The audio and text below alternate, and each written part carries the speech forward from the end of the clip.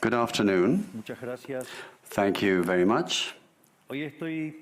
Today, I'm here to tell you that the Western world is in danger. And it is endangered because those who are supposed to have to defend the values of the West are co-opted by a vision of the world that inexorably leads to socialism and thereby to poverty. Unfortunately, in recent decades, motivated by some well-meaning individuals willing to help others, and others motivated by the wish to belong to a privileged caste, the main leaders of the Western world have abandoned the model of freedom for different versions of what we call collectivism. We're here to tell you that collectivist experiments are never the solution to the problems that afflict the citizens of the world. Rather, they are the root cause. Do believe me, no one better placed than us, Argentines, to testify to these 2 points. When we adopted the model of freedom back in 1860, in 35 years we became a leading world power. And when we embraced collectivism over the course of the last 100 years, we saw how our citizens started to become systematically impoverished, and we dropped to spot number 140 globally. But before having the discussion, it would first be important for us to take a look at the data that demonstrate why free enterprise capitalism is not just the only possible system to end world poverty, but also that it's the only morally desirable system to achieve this. If we look at the history of economic progress, we can see how between the year 0 and the year 1800 approximately, world per capita GDP practically remained constant throughout the whole reference period. If you look at a graph of the evolution of economic growth throughout the history of humanity, you would see a hockey stick graph, an exponential function that remained constant for 90% of the time and which was exponentially triggered starting in the 19th century. The only exception to this history of stagnation was in the late 15th century with the discovery of the American continent. But for this exception, throughout the whole period between the year 0 and the year 1800, global per capita GDP stagnated. Now, it's not just that capitalism brought about an explosion in wealth from the moment it was adopted as an economic system. But also, if you look at the data, what you will see is that growth continues to accelerate throughout the whole period. And throughout the whole period between the year 0 and the year 1800, the per capita GDP growth rate remained stable at around 0.02% annually, so almost no growth. Starting in the 19th century, with the Industrial Revolution, the compound annual growth rate was 0.66%. And at that rate, in order to double per capita GDP, you would need some 107 years. Now, if you look at the period between the year 1900 and the year 1950, the growth rate accelerated to 1.66% a year. So you no longer need 107 years to double per capita GDP, but 66. And if you take the period between 1950 and the year 2000, you will see that the growth rate was 2.1%. Again, the CAGR, which would mean that in only 33 years we could double the world's per capita GDP. This trend, far from stopping, remains well alive today. If we take the period between the year 2000 and 2023, the growth rate again accelerated to 3% a year, which means that we could double world per capita GDP in just 23 years.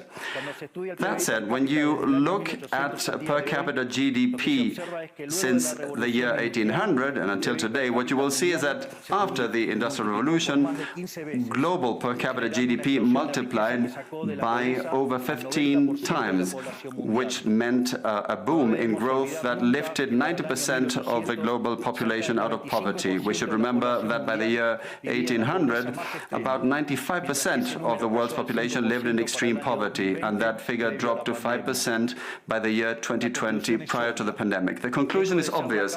Far from being the cause of our problems, free trade capitalism as an economic system is the only instrument we have to end hunger, poverty, and extreme poverty across our planet. The empirical evidence is unquestionable.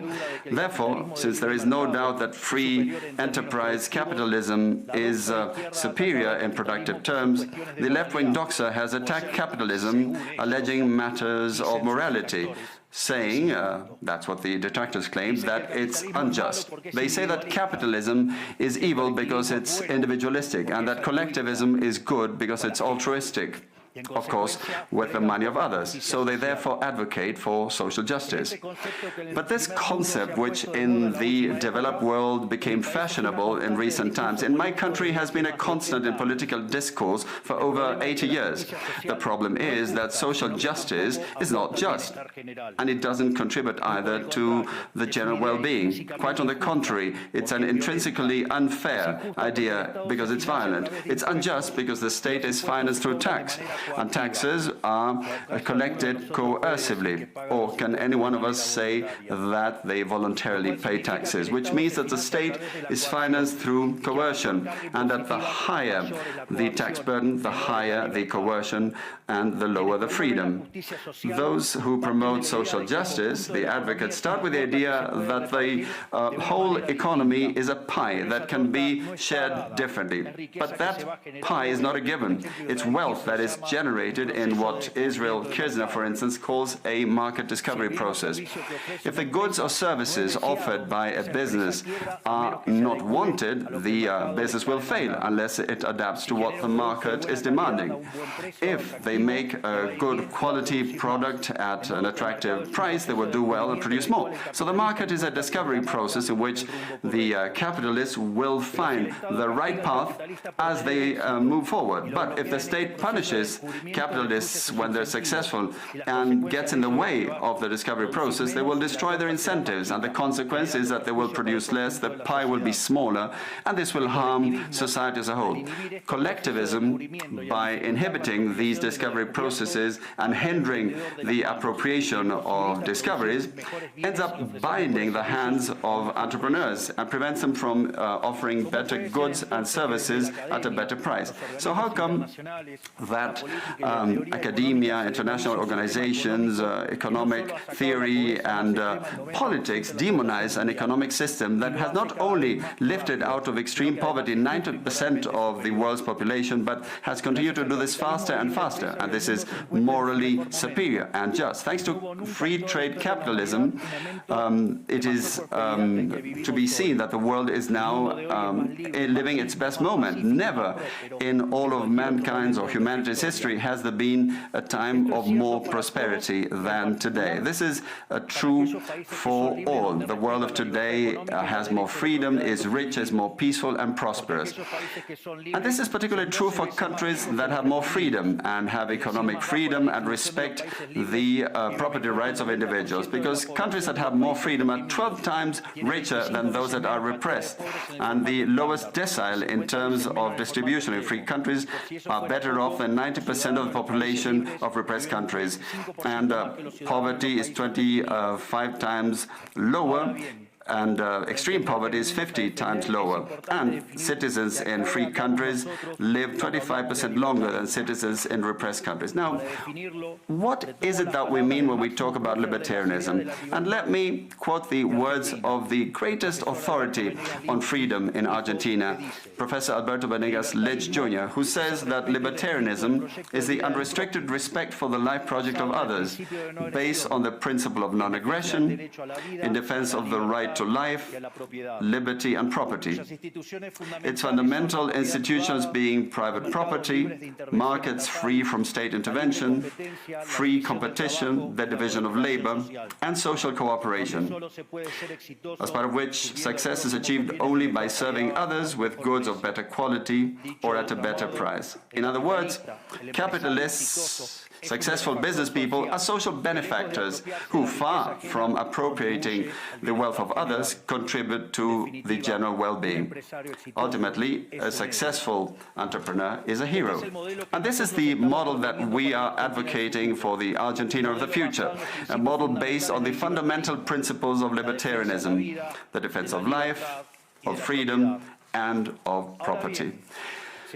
Now, if free enterprise capitalism and economic freedom have proven to be extraordinary instruments to end poverty in the world, and we are now at the best time in the history of humanity, it is worth asking why I say that the West is endangered. And I say this precisely because in those of our countries that should defend the values of the free market, private property, and the other institutions of libertarianism, sectors of the political and economic establishment, some due to mistakes in their theoretical framework and others due to a greed for power, are undermining the foundations of libertarianism, opening up the doors to socialism and potentially condemning us to poverty, misery and stagnation. It should never be forgotten that socialism is always and everywhere an impoverishing phenomenon that has failed in all countries where it's been tried out. It's been a failure economically, socially, culturally, and it also murdered over 100 million human beings. The essential problem in the West today is not just that we need to come to grips with those who, even after the fall of the Berlin Wall and the overwhelming empirical evidence, continue to advocate for impoverishing socialism. But there's also our own leaders, thinkers, and academics who, relying on a misguided theoretical framework, undermine the fundamentals of the system that has given us the greatest expansion of wealth and prosperity in our history.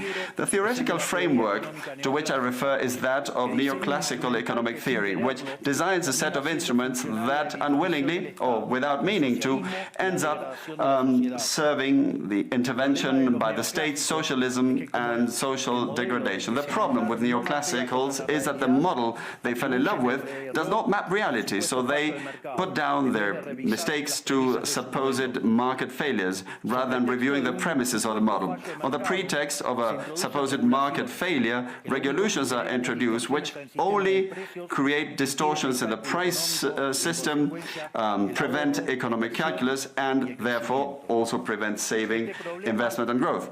This problem lies mainly in the fact that not even supposedly libertarian economists understand what the market is, because if they did understand, it would quickly be seen that it's impossible for there to be something along the lines of market failures. The market is not a mere graph describing a curve of supply and demand. The market is a mechanism for social cooperation where you voluntarily exchange ownership rights. Therefore, based on this definition, talking about a market failure is an oxymoron. There are no market failures. If transactions are voluntary, the only context in which there can be a market failure is if there is coercion. And the only one that is able to coerce generally is the state, which holds a monopoly on violence. Consequently, if someone considers that there is a market failure, I would suggest that they check to see if the state intervention involved. And if they find that that's not the case, I would suggest that they check again, because obviously there's a mistake. Market failures do not exist. An example of these so-called market failures described by the neoclassicals are the concentrated structures of the economy. However, without increasing returns to scale functions, whose counterpart are the concentrated structures of the economy, we couldn't possibly explain economic growth since the year 1800 until today. Isn't this interesting? Since the year 1800 onwards, with population multiplying by 8 or 9 times, per capita GDP grown by over 15 times. So there are growing returns, which took extreme poverty from 95% to 5%. However, the presence of growing returns involves concentrated structures, what we would call a monopoly. How come then that something that has generated so much well-being for the neoclassical theory is a market failure? Neoclassical economists think outside of the box. When the model fails, you shouldn't get angry with reality, but rather with the model and change it. The dilemma faced by the neoclassical model is that they say they wish to perfect the functioning of the market by attacking what they consider to be failures, but in so doing, they don't just open up the doors to socialism, but also go against economic growth. An example, regulating monopolies, destroying their profits and destroying growing returns automatically would destroy economic growth.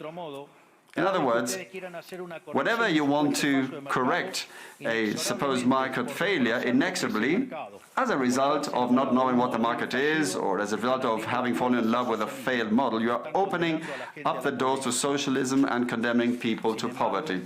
However, faced with the theoretical demonstration that state intervention is harmful and the empirical evidence that it has failed couldn't have been otherwise, the solution to be proposed by collectivists is not greater freedom, but rather greater regulation, which creates a downward spiral of regulations until we're all poorer and the life of all of us depends on a bureaucrat sitting in a luxury office. Given the dismal failure of collectivist models and the undeniable advances in the free world, socialists were forced to change their agenda. They left behind the class struggle based on the economic system and replaced this with other supposed social conflicts which are just as harmful to life as a community and to economic growth. The first of these new battles was the ridiculous and unnatural fight between man and woman. Libertarianism already provides for equality of these sexes. The cornerstone of our creed says that all humans are created equal, that we all have the same unalienable rights granted by the Creator, including life, freedom, and ownership. All that this radical feminism agenda has led to is greater state intervention to hinder the economic process, giving a job to bureaucrats who have not contributed anything to society. Examples, ministries of women or international organizations devoted to promoting this agenda. Another conflict presented by socialists is that of humans against nature, claiming that we human beings damage the planet, which should be protected at all costs, even going as far as advocating for population control mechanisms or the bloody abortion agenda. Unfortunately, these harmful ideas have taken a strong hold in our society. Neo-Marxists have managed to co-opt the common sense of the Western world, and this they have achieved by appropriating the media, culture, universities, and also international organizations. The latter case is the most serious one, probably, because these are institutions that have enormous influence on political and economic decisions of the countries that make up the multilateral organizations. Fortunately, there's more and more of us who are daring to make our voices heard, because we see that if we don't truly and decisively fight against these ideas, the only possible fate is for us to have increasing levels of state regulation, socialism, poverty, and less freedom, and therefore will be having worse standards of living. The West has unfortunately already started to go along this path. I know to many it may sound ridiculous to suggest that the West has turned to socialism, but it's only ridiculous if you only limit yourself to the traditional economic definition of socialism, which says that it's an economic system where the state owns the means of production. This definition, in my view, should be updated in the light of current circumstances. Today, states don't need to directly control the means of production to control every aspect of the lives of individuals. With tools such as printing money debt, subsidies, controlling the interest rate, price controls, and regulations to correct the so-called market failures. They can control the lives and fates of millions of individuals. This is how we come to the point where, by using different names or guises, a good deal of the generally accepted political offers in most Western countries are collectivist variants, whether they proclaim to be openly communists, fascists, Nazis, socialists, social democrats, national socialists, Democrat Christians, Christian Democrats, neo-Keynesians, progressive, populist, nationalists, or globalists. At bottom, there are no major differences. They all say that the state should steer all aspects of the lives of individuals. They all defend a model contrary to that one which led humanity to the most spectacular progress in its history. We have come here today to invite the rest of the countries in the Western world to get back on the path of prosperity, economic freedom, limited government, and unlimited respect for private property are essential elements for economic growth. And the impoverishment produced by collectivism is no fantasy, nor is it an inescapable fate. But it's a reality that we Argentines know very well. We have lived through this, we have been through this, because as I said earlier, ever since we decided to abandon the model of freedom that had made us rich, we have been caught up in a downward spiral, as part of which we are poorer and poorer day by day.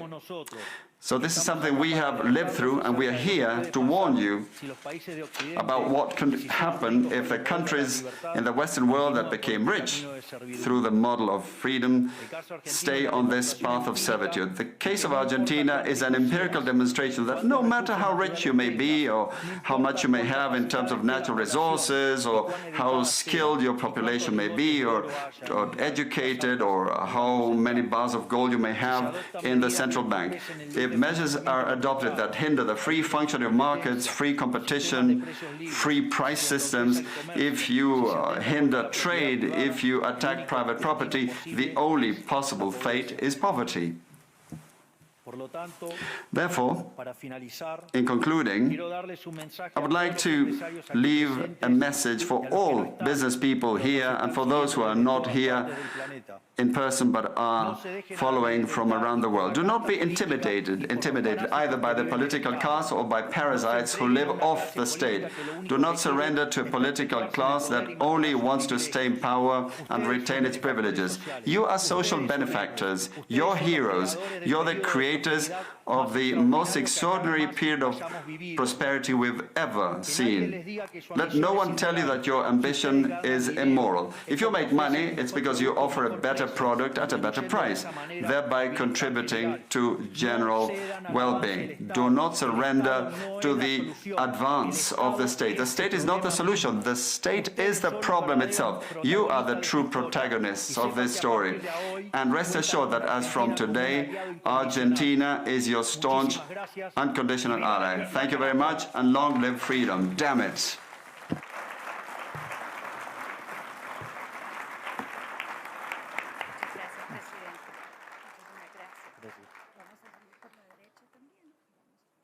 Fantástico. Gracias.